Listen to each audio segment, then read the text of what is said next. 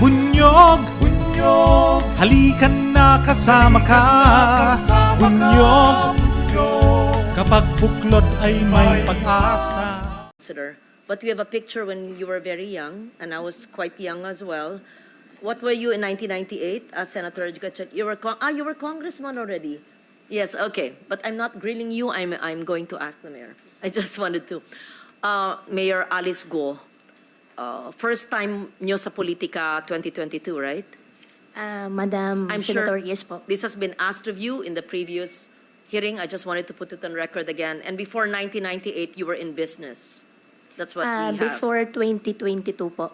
Oo. Apo. At yun yung bumili ka ng lupa at nagtayo ng mga gusali doon sa mga iba-ibang korporasyon. Hindi ikaw yung bumili ng gusali, nagtayo ng gusali, ikaw yung may-ari ng lupa. Tama?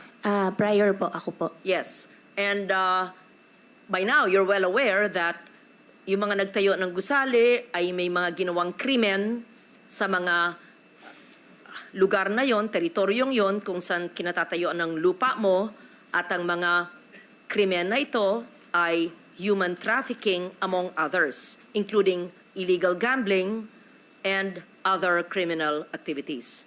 Correct? Your Honor, before nangyari po yung raid, wala po akong alam. In fact, wala pong dumarating po ng report po sa office ko po at wala rin pong dumarating po na report po from PNP na meron pong nangyayari. Mayor, Opo. hindi ba ho trabaho at tungkulin ng mga mayor na alam po ang nagaganap sa kanilang lugar? Is that not your sworn duty as the chief executive of a local government unit? Your Honor, yes po. Every month po, tinatanong ko rin po, meron din po akong tao na inassign po para tanungin po yung mga housekeeping po na taga-Bamban po na kung meron po silang ginagawa mga alimalya po doon sa loob po. And wala pong dumarating po sa akin ng report po na may ginagawa po silang Gano'ng crime po kalaki doon. yung lupa, Mayor, kung saan nagtayo ng mga gusali? Kung saan ginaganap ang krimen ng pangangalakal ng mga tao, mga Pilipino at mga dayuhan? Kung saan ginaganap ang mga illegal gambling activities, kung saan ginaganap ang iba't ibang klaseng krimen? Ilang ektarya at hindi nyo alam sa Banban bilang mayor? Your Honor, 7 point plus hectares po. So, 7 point plus hectares, you're a mayor of Banban Town, newly elected. Kayo po syempre ang nagbigay ng mga permits para magtayo ng mga malalaking gusaling yon. Syempre po, kilala nyo yung kapitan. Anong barangay po yung 7 hectares na yon? Your Honor, Barangay Anupol po. Kilala ko po yung kapitan.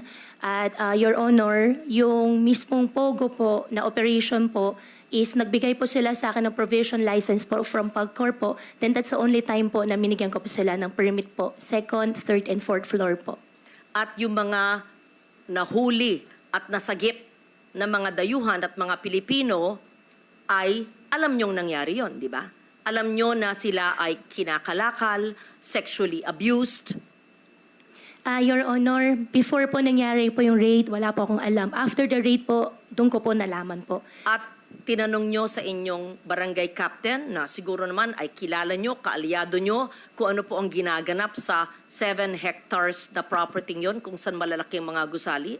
Yes po, Your Honor. After the raid po, nag-form po kami ng isang team po to investigate po sana. However po, nung papasok na po sila sa loob to investigate po at para mag-gather pa po ng mga informations na from outside and inside po, hindi na po sila inalaw po pumasok po sa compound po.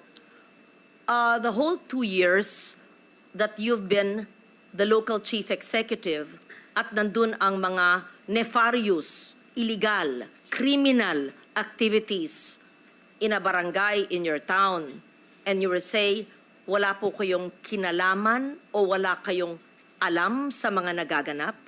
Your Honor, wala pong dumating sa akin na ini-report po. In fact, nung 2023 po, na-rate po yun.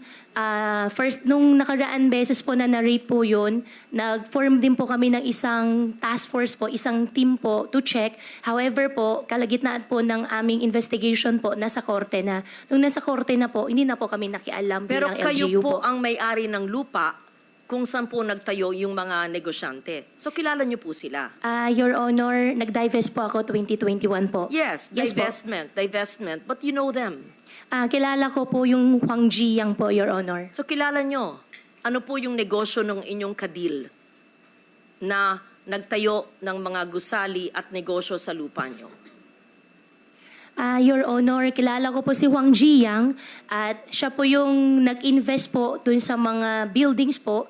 At after po ng raid, tinanong ko rin po siya ano nangyari. Sabi rin po niya sa akin, nasa korte na. Yun po yung naging usapan po namin nung nangyari po nung nakaraan po na raid. That's your conversation as landowner.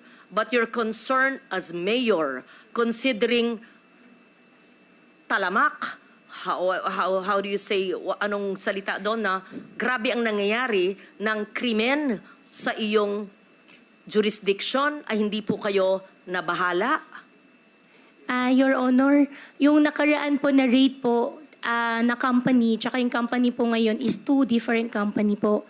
Minigyan ko lang po sila ng lisensya po, minigyan ko lang po sila ng business permit po, Your Honor, nung nagkapagbigay po sila ng provision license po sa opisina ko po. Yes. At- Bigay ng license, hindi nyo alam, hanggang renade sila.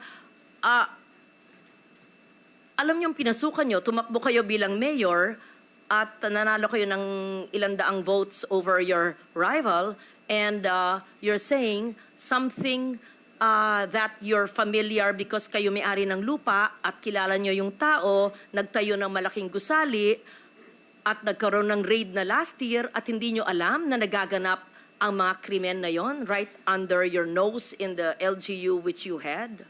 Your Honor, lahat po ng naging operation po ng Pogo po sa Bamban sila po ay meron pong lisensya po na galing sa PAGCOR. In fact, itong last po na raid po ay meron pong 24/7 po na PAGCOR po nagbabantay po doon sa site. At sinasabi nyo na sa kaalaman nyo ay Pogo lamang ang nagaganap at yung mga nasagip na mga dayuhan na natatraffic o sa Filipino ang salita ng traffic ay kinakalakal, binebenta ng mga tao, dayuhan man o Pilipino, ay wala kayong kaalaman at mismo yung barangay captain at yung mga tao nyo po sa LGU ay hindi po alam ang nangyayari?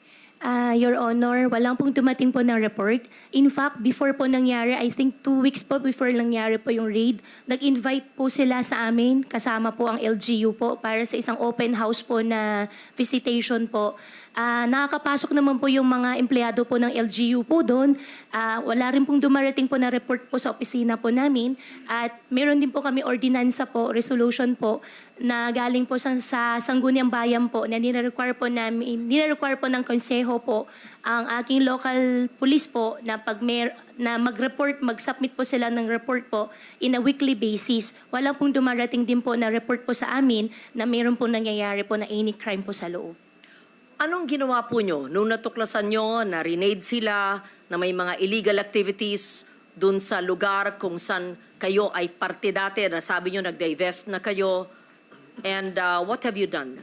Your Honor, gumawa po ako ng isang team po para mag-investigate po sana sa loob. However po, hindi po sila nakapasok. At gumawa rin po ako ng isang team po na galing po sa labas para imbestigahan po yung mga naging empleyado po sa loob, yung mga housekeeper po, na tinanong po namin sila, ano ba talaga nangyari? Meron po ba kayo nakita na tinotorture po? Unfortunately po, ang sagot po nila sa amin ay wala po. And 200 plus po kasing naging empleyado po na local po doon sa site. At one of the reason din po na sa housekeeper po kami nagtatanong kasi po I believe po yung mga housekeeping po nakakaikot po sila ng entire compound at kung meron pong mga crime po na ginagawa po kahit papano sila po yung makakuha po ng information po kaagad. Before 2022, Mayor Go, anong trabaho nyo? Anong ginagawa nyo? Although you said it in the hearing, I just wanted to hear it again. Ako po ay isang magbababoy po. Farmer po ako, piggery po yung negosyo Sino ko po. po ang nag-urge sa inyo? Sino po ang nag-engganyo kayo, nag-inspire sa inyo na tumakbo bilang mayor ng Banban? Sarili ko po. Childhood dream ko po. Childhood dream. Opo, ay gusto ko po na mapakita sa tatay ko at gusto ko po maging proud po siya sa akin. San ba yung childhood nyo? Dito po sa Pilipinas po. Saan po sa Pilipinas? Sa Bamban po. Saan po kayo napanganak? Nakita ko po dito po sa birth certificate ko po, Hilot po, at iniwanan po ako ng nanay. Hindi, saan kayo napanganak? Nakita ko po dito sa birth certificate ko po, Hilot. Hindi ko po tinatanong yung proseso ng papanganak sa inyo. Saan po? Saan pong lugar? Sa Pilipinas, sa Central Luzon, sa Tarlac o sa Banban? Tarlac po. Saan po sa Tarlac? Matatalaib Tarlac po. Ano po? Matatalaib Tarlac Is that po. the barangay? Yes po, nakita ko po dito sa birth certificate ko po. No, And- you would have recollection of your childhood, right? Can you just give us a recollection of your childhood? Sino po yung best friend nyo? Saan po kayo nag-aral? Kung meron kayong makamag-anak? Recollections of, you're only 38 years old. You will remember your childhood. I mean, I'm double your age, but I would remember my childhood in Malabon. Your childhood. I know homeschool. I can't believe anyone is totally homeschooled all her life. Yes. Please tell us about your childhood. Your Honor, lumaki po ako sa farm. Which farm? Which farm? In what barangay? In what LGU? Opo, Barangay Virgen de los Remedios, Bamban, Tarlac din po. Different po from the one po sa QJJ, yung katabi lang po niya. Nabenta po siya year 2000, hindi ko po maalala yung date kung kailan po siya nabenta. Tapos nakabili po ulit ng property po sa tabi at doon po nagtayo ulit. Lumaki po ako sa farm, Your Honor. Tinago po ako ng tatay ko po. Lumaki po ako na, ako lang po. Pinupuntahan po ako ng tatay ko po araw-araw. Lumaki kayo mag-isa. Kasama ko po ang katulong, kasama ko po yung mga kasamahan ko po sa farm. And Sino po yung mga kasamahan nyo sa farm? Sino yung katulong na naaalala nyo, pangalan, nationality, at sino yung nag-alaga mula kayong napanganak 38 years ago? At binibisita kayong ama nyo mula saan? Sa bansang Sina. At tell us about your childhood. Your Honor, sa farm po ako lumaki, sa Bamban po ako lumaki. Lumaki po ako mag-isa, pinupuntahan po ako ng tatay ko. How I wish po... No, okay.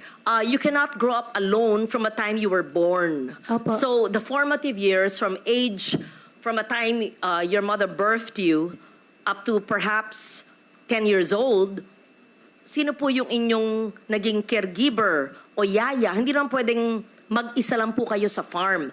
Binibisita kayo ng ama nyo mula saan. So sino po yung sabi nyong kasambahay nyo na nagpalaki sa inyo? Sino po yung sabi nyong mga kaibigan nyo, kasama nyo sa farm? Sino po? Para may...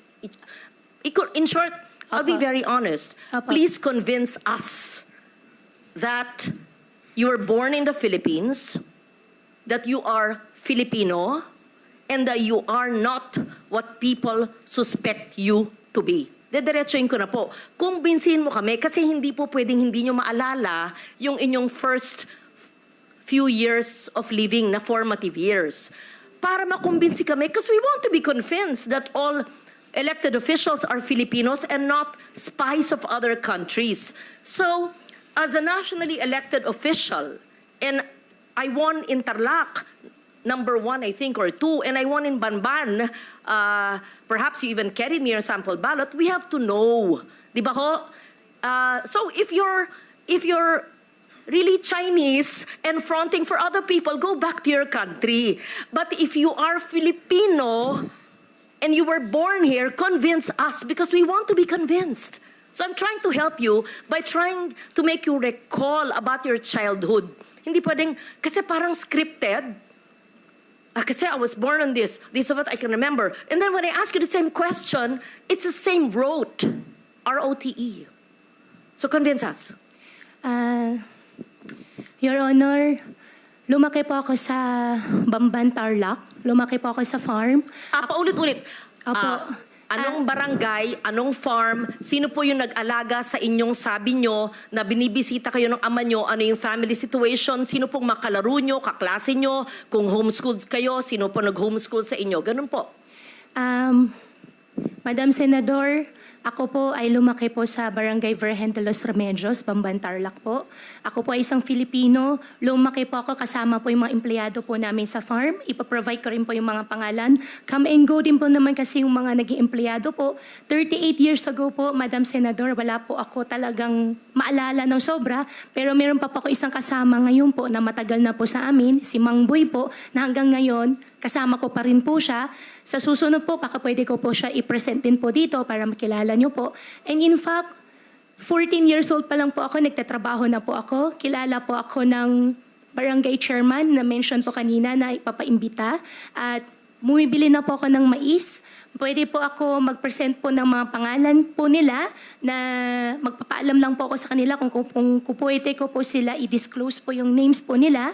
At Excuse me, San Loren, kung pwedeng idagdag, kung kaugnay nyo lahat ng mga taong ito mula nung pagkabata nyo, pwede nyo bang ikwento ng mahaba-haba ng konti in Kapampangan? Kasi syempre, kausap nyo sila sa sarili nilang lengguwahe.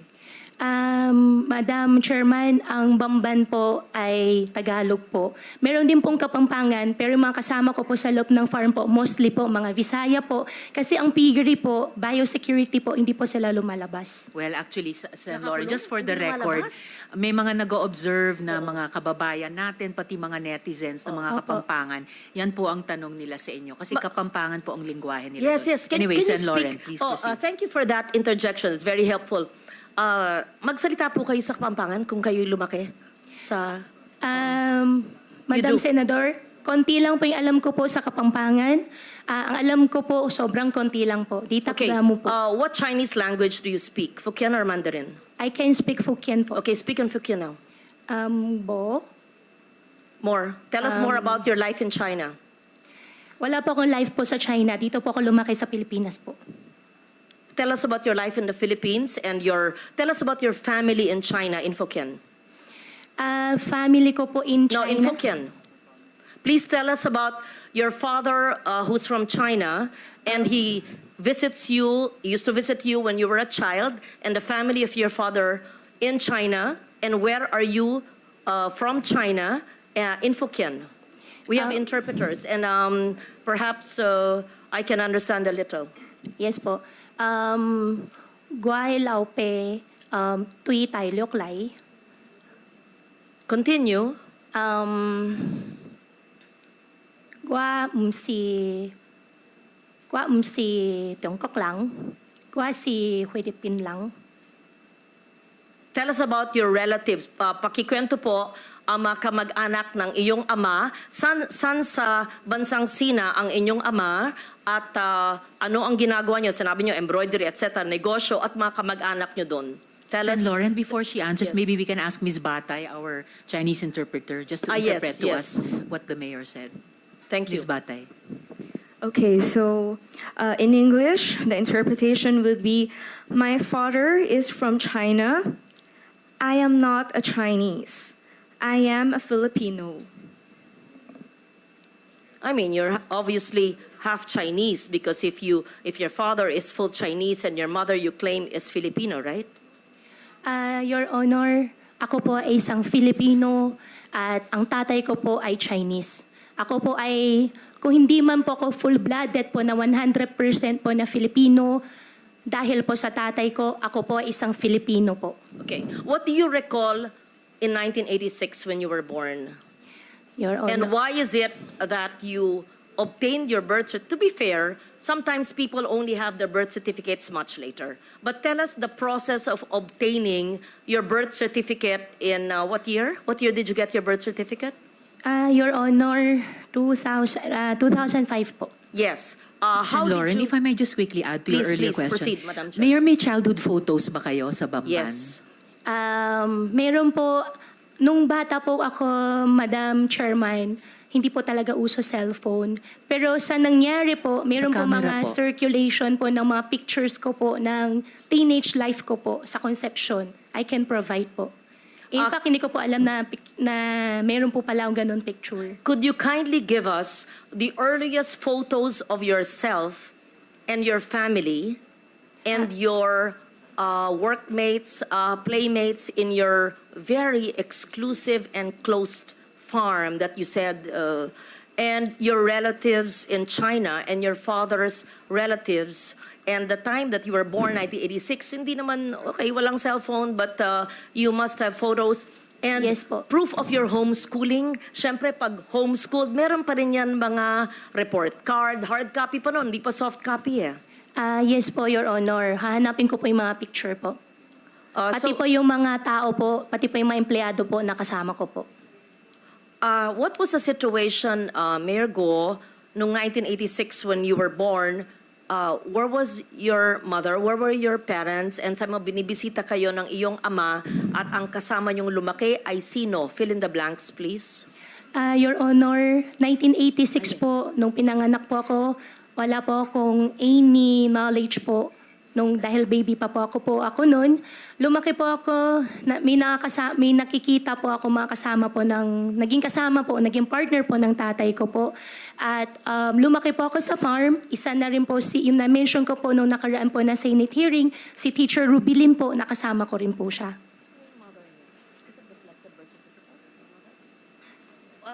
Can you please state once again your mother's name? Amelia Leal po, biological mother ko po. And have you ever met her? Hindi ko po siya nakasama. Have you ever met her? Hindi po. From the time you were born, from 86, hindi po nyo na silayan. Hindi na po. And tinanong po nyo sa inyong ama o sa mga kalaro nyo kasamahan sa farm? Your Honor, how I wish po I have a perfect family po. No, we lead imperfect lives. So I don't want to intrude on that. I just wanted to make sure. So, sa pagkaalam ba nyo ay Pilipino ang inyong ina? Opo, yan po ang sinabi po sa akin ng tatay ko po. At lumaki po ako dito sa Pilipinas po. At wala rin po, Madam Senador, wala rin po ako ibang citizenship kung hindi Filipino lang po. How did you obtain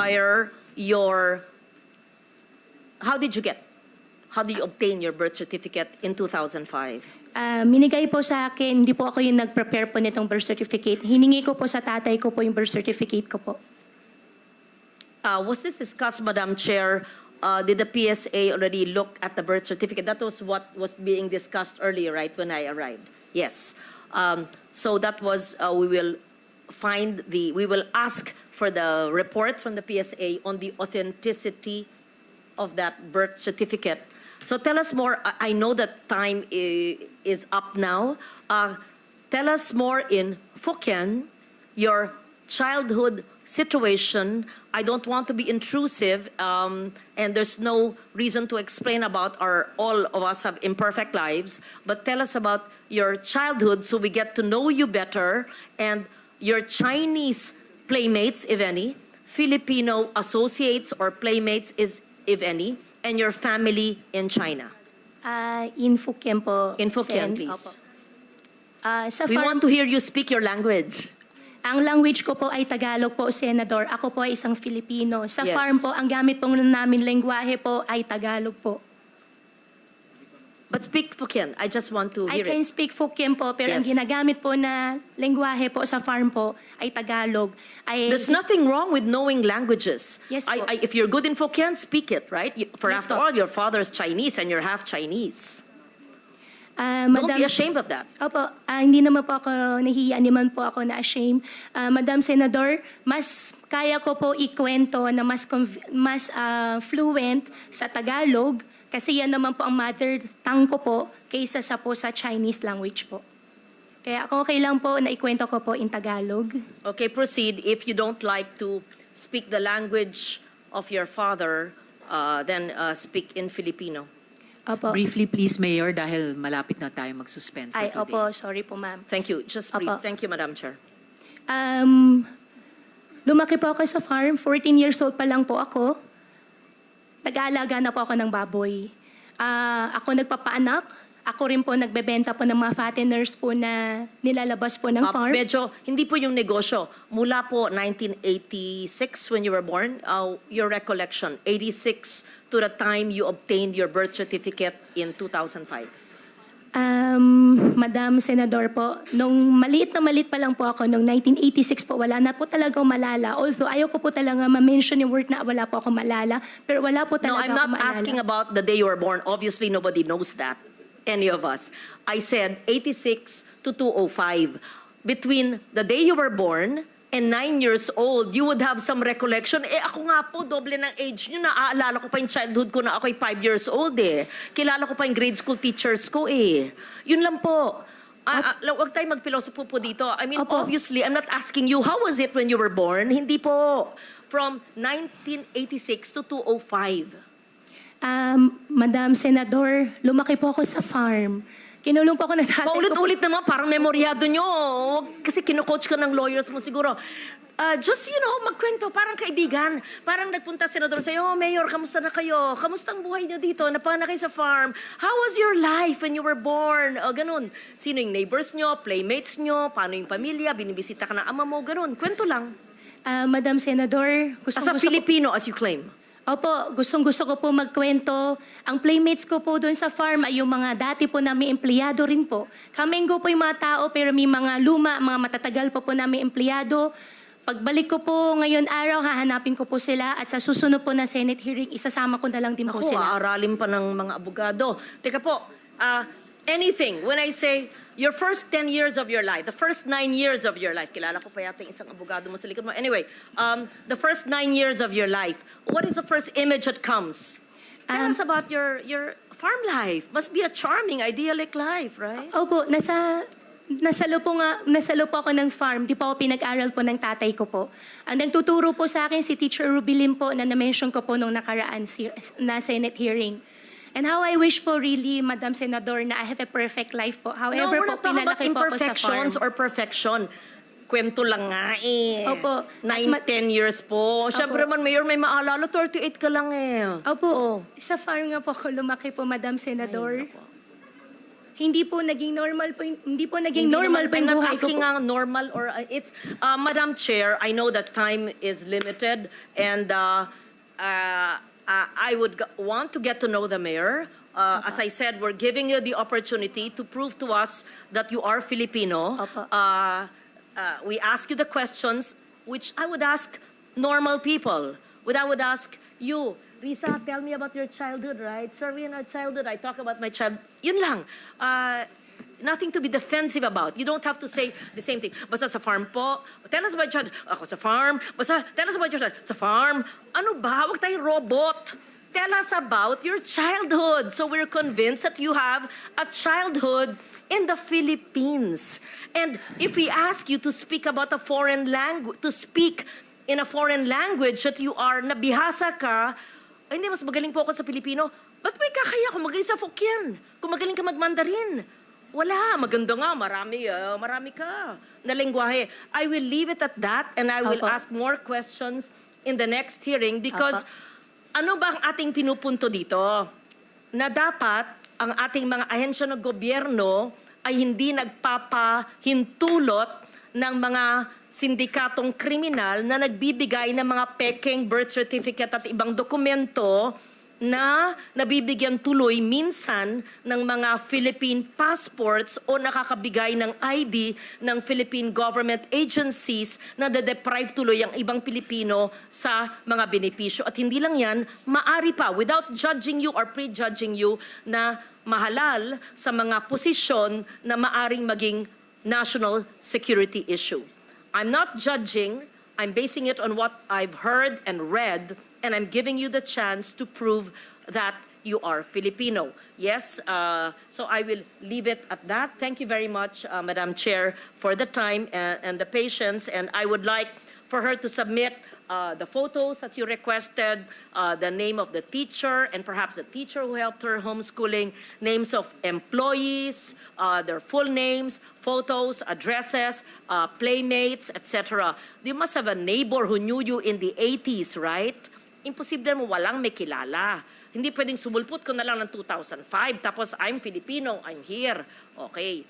Yun po, I leave it at that. I'm not yet convinced, but I really, sincerely want to be convinced because it would break my heart if we have a foreigner who is an elected official. It would break my heart kung ganon. It's really a national security risk. So I'll be very strict with DFA and with TSA sa inyong you better straighten that out. Yung mga sindikato nandyan sa mga ahensya ng gobyerno na nagbebenta ng mga birth certificates. Thank you, Madam Chair.